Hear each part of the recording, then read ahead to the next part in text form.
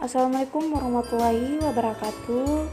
Di sini kami akan mempresentasikan materi mengenai konsep user interface design yang disusun oleh kelompok 1 atas nama Laode Atifa Musdalifa, Laode Muhammad Jumardin, Miki, dan Laode Ilham. Masuk dalam pembahasan pengertian dan tujuan desain interface. Desain antaramuka atau yang lebih sering dikenal dengan istilah desain interface adalah desain untuk komputer, peralatan mesin, peralatan komunikasi mobile, aplikasi perangkat lunak, dan situs web yang berfokus pada pengalaman dan interaksi penggunanya. Tujuan dari penggunaan desain interface ini adalah untuk membuat interaksi pengguna sesederhana dan seefisien mungkin. Desain interface ini sangat penting karena akan sangat berpengaruh pada user dalam menggunakan atau berkomunikasi dengan komputer. Selanjutnya, prinsip dasar desain interface itu memiliki karakteristik dari IMK. 1. Product Compatibility.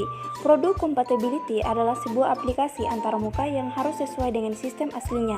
Kedua adalah Task Compatibility. Task Compatibility adalah sebuah aplikasi antaramuka yang mampu membantu para user dalam menyelesaikan tugasnya. Ketiga adalah konsistensi. Konsistensi adalah sebuah sistem yang harus sesuai dengan sistem nyata serta sesuai dengan produk yang dihasilkan. Keempat adalah simplicity.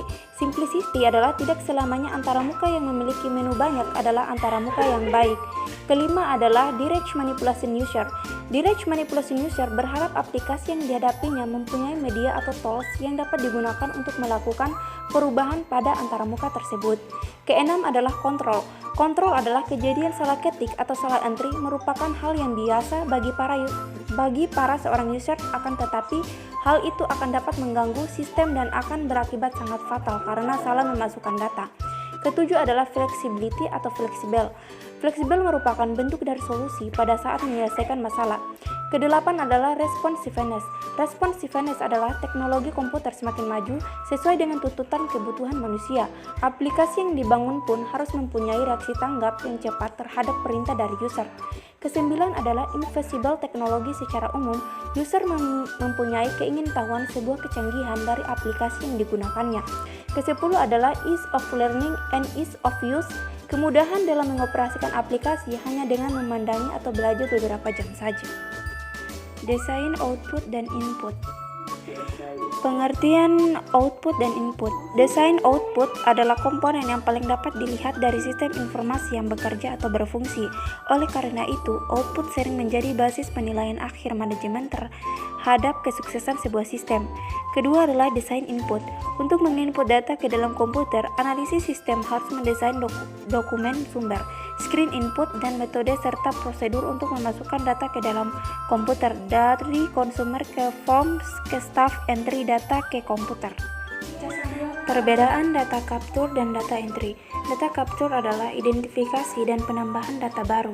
Search ke dokumen adalah form yang digunakan untuk menyimpan transaksi perusahaan, khususnya data-data yang ada pada transaksi tersebut. Kedua adalah data entry. Data entry adalah suatu proses transisi source data atau dokumen ke dalam format yang mudah dibaca oleh komputer. Selanjutnya masuk pada user interface tips. Membuat konsep desain antarmuka atau user interface yang bagus mungkin mudah.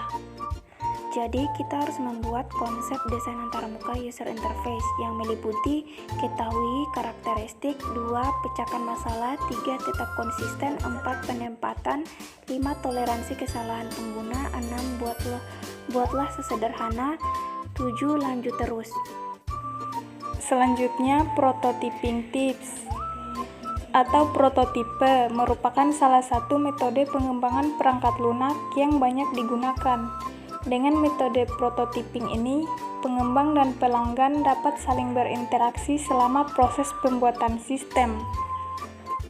Selanjutnya, keunggulan dan kelemahan dari prototyping. Keunggulan prototyping adalah adanya komunikasi yang baik antara pengembang dan pelanggan. 2. Pengembang dapat bekerja lebih baik dalam menentukan kebutuhan pelanggan. 3. Pelanggan berperan aktif dalam pengembangan sistem. 4. Lebih menghemat waktu dalam pengembangan sistem. 5. Penerapan menjadi lebih mudah karena pemakai mengetahui apa yang diharapkannya. Kelemahan prototyping adalah 1. Pelanggan kadang tidak melihat atau menyadari bahwa perangkat lunak yang ada belum mencantumkan kualitas perangkat lunak secara keseluruhan, dan juga belum memikirkan kemampuan pemeliharaan untuk jangka waktu lama. 2. Pengembang biasanya ingin cepat menyelesaikan proyek. 3. Hubungan pelanggan dengan komputer yang disediakan mungkin tidak mencerminkan teknik perancangan yang baik. Selanjutnya, User Interface Flow Diagram. Pengguna interface flow diagram biasanya digunakan untuk salah satu dari dua tujuan. Yang pertama, mereka digunakan untuk model interaksi yang pengguna miliki dengan perangkat lunak Anda, seperti yang didefinisikan dalam kasus penggunaan tunggal. Misalnya, kasus penggunaan dapat merujuk ke beberapa layar dan memberikan wawasan tentang bagaimana mereka digunakan. Yang kedua, untuk mendapatkan gambaran tingkat tinggi dari user interface untuk aplikasi Anda. User Interface Flow Diagram menawarkan tampilan tingkat tinggi dari antarmuka sistem. Anda dapat dengan cepat memperoleh pemahaman tentang bagaimana sistem ini diharapkan untuk bekerja. Untuk mencegah terjebak ke hal-hal yang detail dan kehilangan hubungan di level atas, maka diperlukan alat bantu yang dikenal dengan User Interface Flow Diagram. Jadi itu saja penjelasan dari kelompok kami. Sekian dari kami. Wassalamualaikum warahmatullahi wabarakatuh.